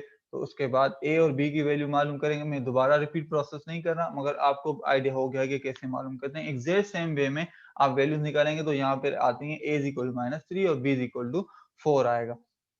जब ये दोनों वैल्यूज आ जाएंगी तो z जो यहाँ पे डिवाइड में था वो यहाँ पर आएगा, तो ये एक एक के साथ मल्टीप्लाई हो जाएगा। अब यहाँ पे हमें ये चेक करना है कि ये किससे रिजेम्बलेंस है इसकी, तो ये देखेंगे तो ये बन रहा है a पावर n वाले फार्मूले से और ये u ऑफ n से मिल रहा है। तो -3 जो है उसको निकाला, मतलब कोएफिशिएंट, ये बन गया पार्ट जो है a पावर n वाला फार्मूला लगेगा यहाँ पर, और a power n u of n, और यहाँ पर ये सिंपल जो है z ओवर z माइनस 1। देखो यहाँ पर भी हमने क्या किया हुआ था, u ऑफ n का निकाला था ना, z over z u of n का है। तो यहाँ पर भी देखें तो 4 को अगर निकालें कोएफिशिएंट को साइड में रखें तो ये क्या बन रहा है, z over z minus 1 u of n का z ट्रांसफॉर्म है। तो हम डायरेक्टली इसको रिप्लेस कर देंगे टाइम डोमेन में u ऑफ n से, तो 4 u ऑफ n। तो ये आपके पास आ गया सेम सिस्टम का response to the step signal.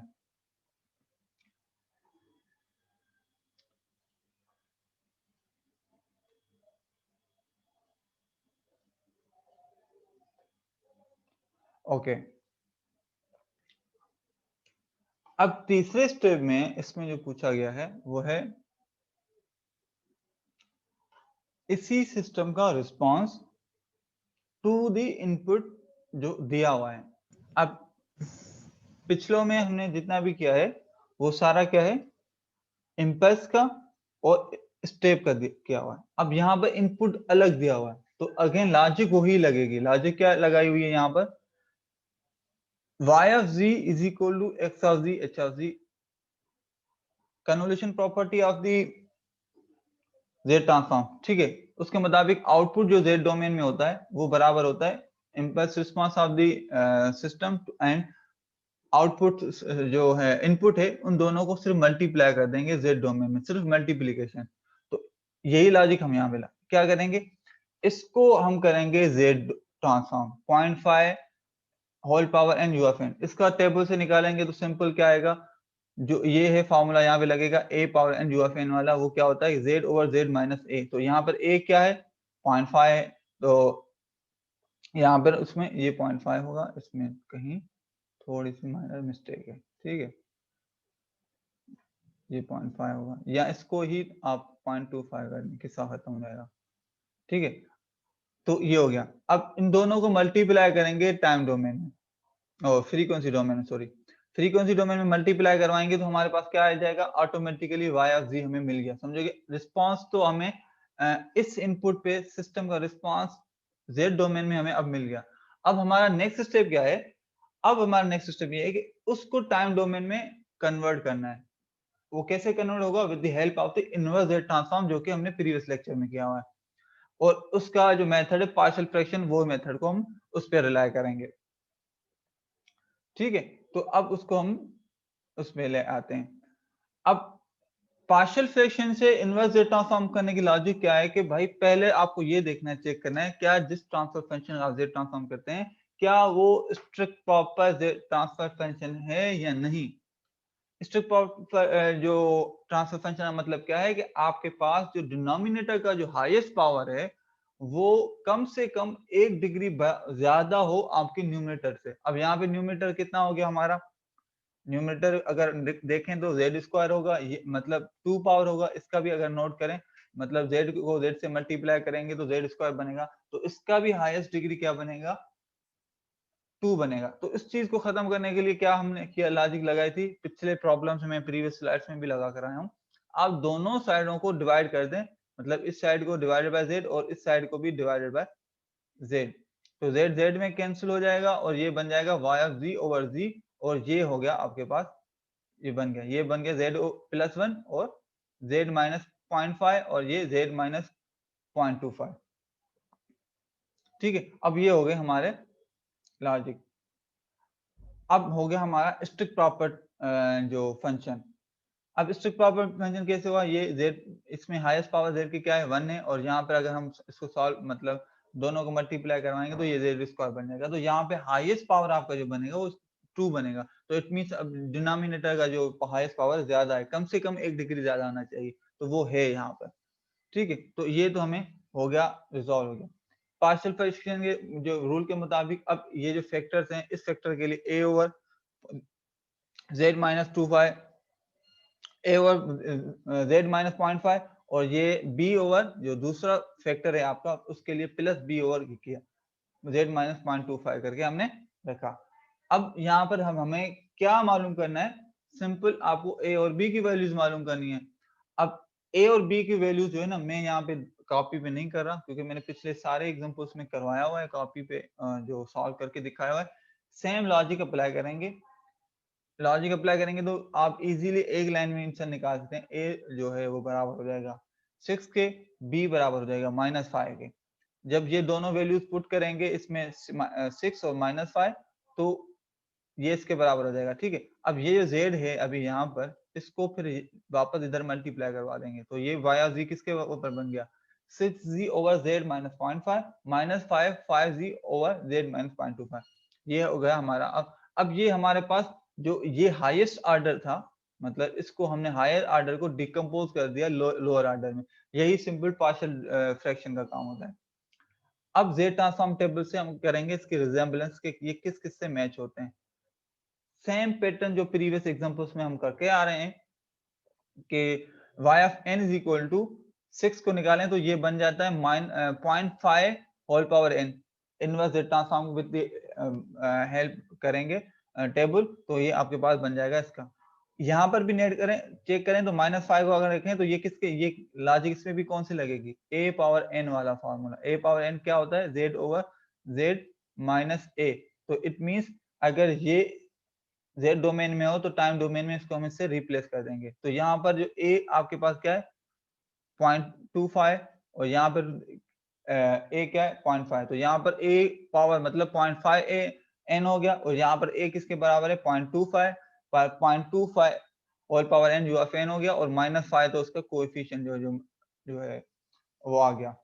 तो ये इस तरीके से हमने इस सिस्टम का टू द गिवन इनपुट जो कि यहाँ पर x ऑफ n है उस पे हमने सिस्टम का रिस्पांस निकाल लिया।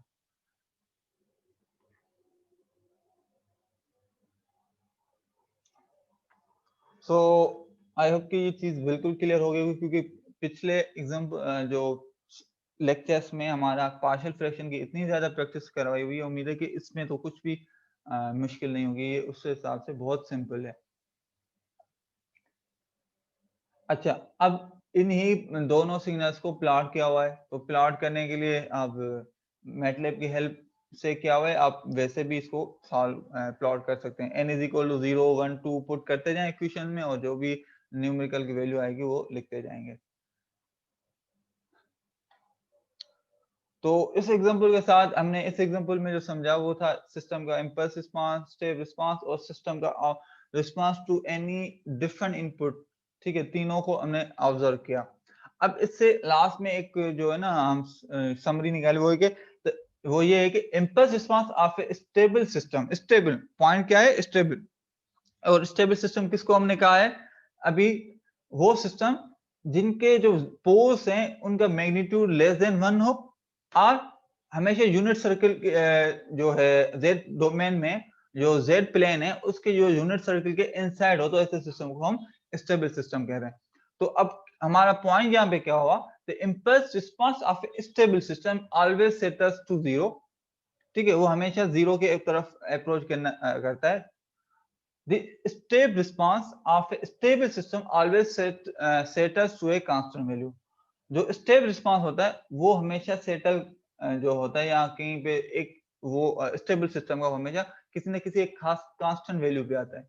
ठीक है, for unstable system on the other hand these responses grow without bound. ठीक है, जो अनस्टेबल सिस्टम होगा उसका इम्पल्स और स्टेप रिस्पांस है ना वो जैसे जैसे n की वैल्यूज बढ़ती जाएंगे वो इनफाइनाइट की तरफ या मतलब अनबाउंडेड हो जाएंगे, जिनकी कोई भी लिमिट नहीं होगी, पता नहीं चलेगा कि कहां तक ये जाएंगे। और मार्जिनल स्टेप्स जो है ना वो क्या करते हैं, वो प्रोड्यूस साइक्लिंग ऑसिलेटिंग बिहेवियर। ठीक है, तो ये जो है तीन।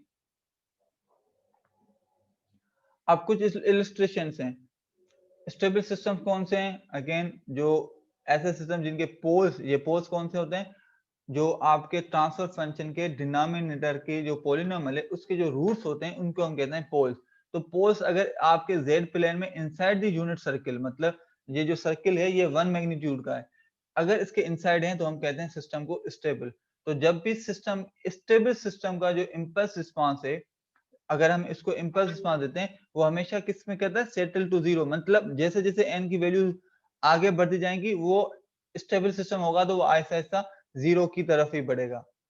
मतलब कोई भी सिस्टम, अगर सिस्टम स्टेबल है उसमें कोई कहीं इंपल्स आ गया तो वो इंपल्स जो है वो हमेशा उसका जो रिस्पांस की वजह से ऑटोमेटिकली जो उसका जो सिस्टम पे इम्पैक्ट होगा वो ऐसा ऐसा जैसे जैसे आगे बढ़ता जाएगी एन की वैल्यू जीरो की तरफ जाएगा। ऑन द अदर हैंड, अगर आपके पास सिस्टम अनस्टेबल है जिसके पोल्स जो है ना इस यूनिट सर्किल यूनिटी से बाहर हैं, यहाँ पर तो ऐसे अनस्टेबल सिस्टम को अगर हम इनपुट जो है इम्पल्स देंगे तो उसका जो आउटपुट आपके पास आएगा वो ये जो देख रहे हैं यहाँ पे ऐसे ऐसे जीरो की तरफ बढ़ा, अब ये ऐसे ऐसे वैल्यू बढ़ती जा रही है, जैसे जैसे इनकी वैल्यू जा रही है बढ़ती जा रही है बढ़ती जा रही है, तो ऐसे सिस्टम जो है हमारे क्या होंगे? अनस्टेबल सिस्टम कहलाते हैं, क्योंकि उनका जो इम्पल्स जब भी सिस्टम को इम्पल्स आती है उस पे जो सिस्टम का जो रिस्पांस होता है वो अनबाउंडेड होता है, उसका मैग्नीट्यूड का कोई भी लिमिट नहीं होती।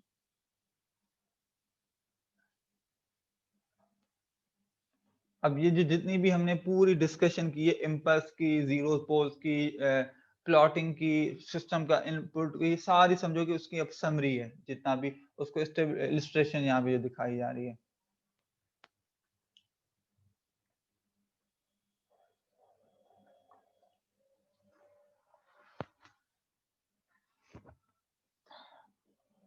अच्छा, अब यहाँ पर दूसरे एक इलिस्ट्रेशन है कि जब आपका मार्जिनल जो स्टेबल सिस्टम है उसको जब हम इम्पल्स रिस्पांस देंगे, इम्पल्स एज ए इनपुट देंगे, यहाँ पे देखो ये मार्जिनल है। मार्जिनल कौन सा होता है? जिसका जो पोल्स का जो मैग्नीट्यूड है वो 1 के बराबर हो, मतलब उस पूरे सर्किल के बिल्कुल ही जिस तरह आपके सामने ये नजर आ रहा है कि सर्किल के ऊपर ही लाया करता हो, तो ऐसे सिस्टम को मार्जिनल स्टेबल सिस्टम कहते हैं।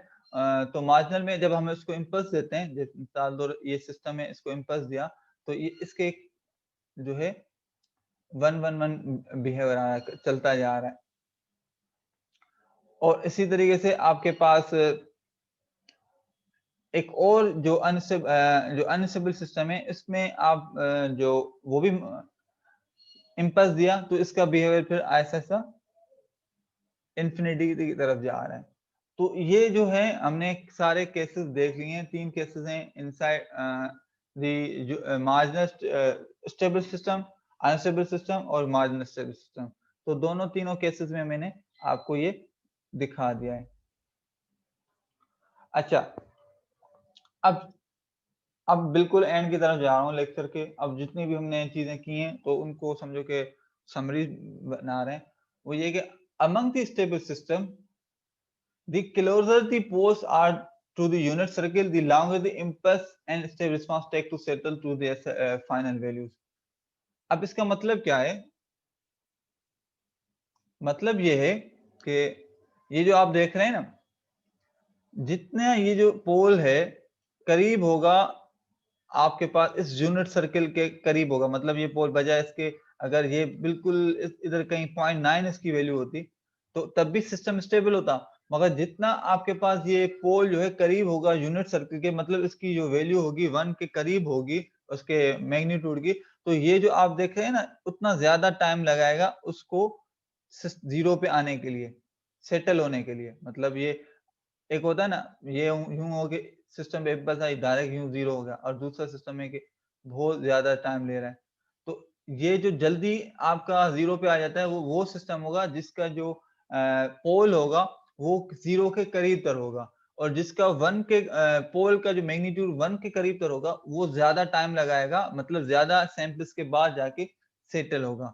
ये पॉइंट इसको जिक्र कर रहे हैं। When all poles are extremely close to the origin of the plane, Z plane, so the system, the responses reach their final values almost immediately. मतलब ये कि जैसे जैसे ये जो पोल्स हैं इनकी वैल्यूज अगर 0 के आसपास हैं, बिल्कुल करीब पर हैं पोल्स की वैल्यूज, तो उस सिस्टम में जो आपका इम्पल्स जो है वो इमीडिएटली, मतलब पहली वैल्यू 1 होगी तो दूसरी बस 0.2 0.1 एक दो सैंपल में वो 0 पे आ जाएगा। यहाँ भी देखो टाइम लग रहा है, 4 सैंपल ले रहे हैं n का, वो 1 या 2 में 0 पे आ जाएगा। जितना मतलब आपके पास पोल्स की values near to the original in the z plane. ये पूरा सिनेरियो जो है जिसकी समरी जो मैंने आपको बता दी कि क्या मतलब है। ठीक है, तो ये आपको यहाँ पे कुछ चीजें दिखाई हुई हैं। ठीक है, अब ये जो पोल है सिस्टम है, इसका पोल बिल्कुल 0 के करीब है, तो इसको जो इम्पल्स दिए है, तो इम्पल्स की वजह से थोड़ा सा झटका है, फिर दोबारा वो फाइनल वैल्यूज पे बिल्कुल जल्दी आ गया है, इतना टाइम ही नहीं लगा इसको। इसके बाद एक मिसाल अगला सिस्टम देखते हैं।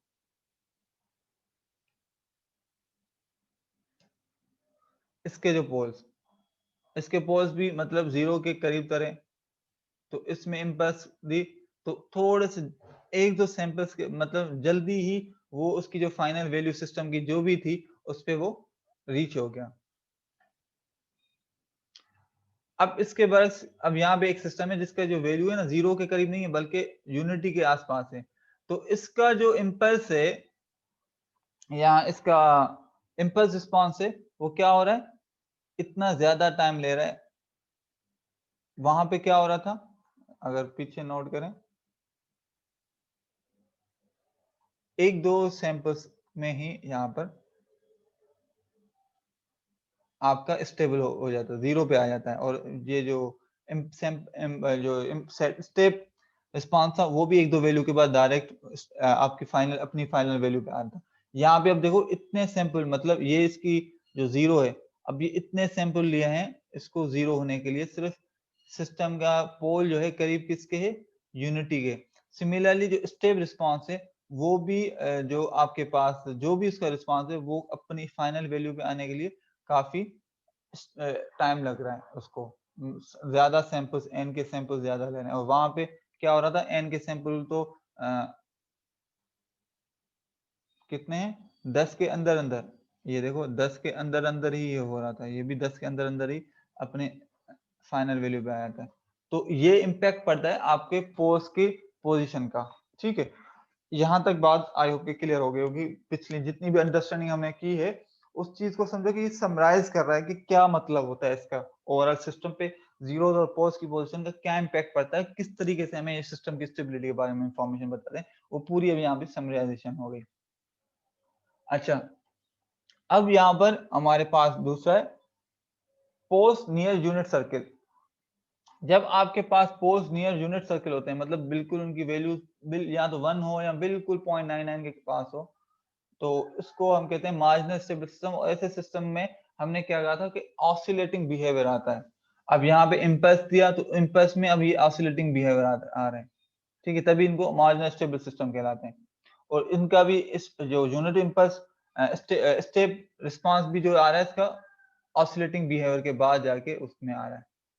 ठीक है, तो ये क्या impact due to the poles are at the unit circle, मतलब पोल्स जो हैं जिनकी वैल्यू जो है मैग्नीट्यूड है वो 1 है या बिल्कुल 1 के करीब है।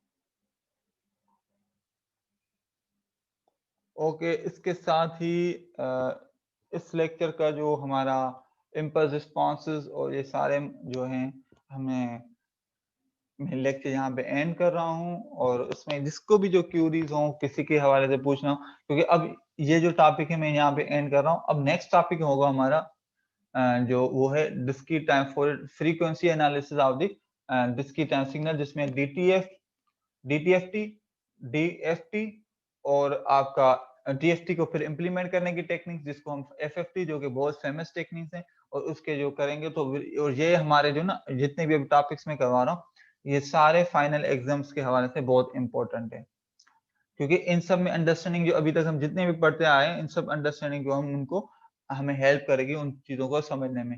डीटीएफटी डीएफटी को और फिर उसके इम्प्लीमेंट है FFT, फिर उनमें से लास्ट में हमारे पास फिल्टर डिजाइनिंग आ जाएंगे। तो ये जो अभी टॉपिक्स हैं अपकमिंग लेक्चर्स के हैं, तो उनको जरूर आप लोग जो है अटेंड कीजिएगा और आप लोगों को वो काफी हेल्प करेंगे फाइनल एग्जाम्स के हवाले से। इसमें जो जिसको जो क्यूरी हो तो पूछ सकता है, और सन्नान है सिर्फ अकेला आ जाया, वो भी बिल्कुल एंड पे। तो सन्नान जो क्यूरी हो तो पूछ सकते हैं, अदरवाइज मेरा लेक्चर एंड होगा मेरी तरफ से आज का लेक्चर। सन्नान आवाज आ रही है?